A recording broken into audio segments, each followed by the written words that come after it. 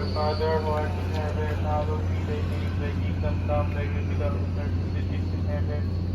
Give us this day our daily bread, and forgive us our trespasses, as we forgive those who Callbacks trespass meeting. against us. And lead us not into temptation, but deliver us from evil. Amen. Lord, sana gabayan niyo po kami sa araw na to. Naway walang mapahamak sa amin.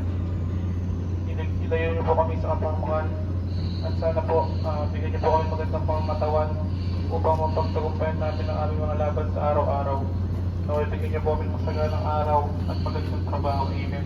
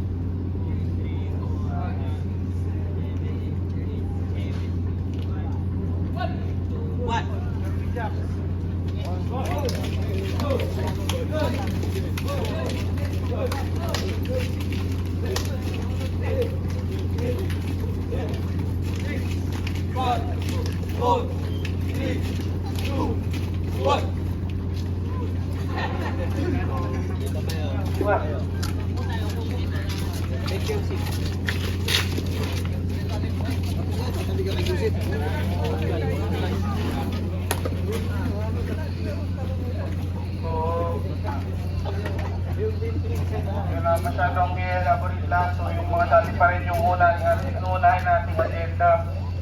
So yung mga pipili natin guys, yun palagi natin laging tatandaan, yung mga helmet, PPEs, gloves, helmet, botas, yung mga nag-welding, nagtatrabaho sa taas, yung mga nagkakabit. So i-main topic natin ngayon yung mga nagtatrabaho sa taas ha. So yung mga harness natin, tsaka yung mga lifeline, lalong-lalo na yung mga scaffolding. So lagi tayong sinisita dyan, pinag-iitan tayo dyan. So sana wag na maulit yung may mga kita na naman sa atin na walang harness yung tao sa itaas. So pag walang harness, mag-hirap kung sino yung may available. Tsaka kung wala namang available, iayos na lang yung scaffolding, tsaka tingnan nyo kung tama talaga yung pagkakaayos, tsaka matibay talaga siya. Kasi minsan umuuga yan. Lalo yung mga pinagpapatungan natin, tignan lang natin mamaya kung maayos ha. So double check natin yun. Lalo yung magtatrabaho dun sa barracks ha. Yung sa team ni Sir Elvis, yung mga ginagawa niya sa taas, yung pagkabit niyo. Kasi di ba dyan muna kayo ngayon o kaya dun sa baba. So yung mga helmet ninyo, wag sanang walang makakalimutan na mag-helmet. Kasi nakikita yan. So babantayan tayo mamaya. So mag-ingat tayo lang sa taas, tapos yung mga nag-welding din. Yung mga gamit nyo dapat kompleto din ngayon ha. Tsaka yung sa mga baba. So yung mga sa taas, abisuhan nyo yung nasa baba. Lalo pag nagtatrabaho na kayo kasi hindi nila alam kung anong nangyayari sa taas. Lalo na pag wala silang helmet. So sa mga nasa baba nila nagtatrabaho, yung mga helmet nyo din. Kasi iba na yung sigurado kayo eh. Hindi natin alam po anong pwedeng malaglag dyan na gamit.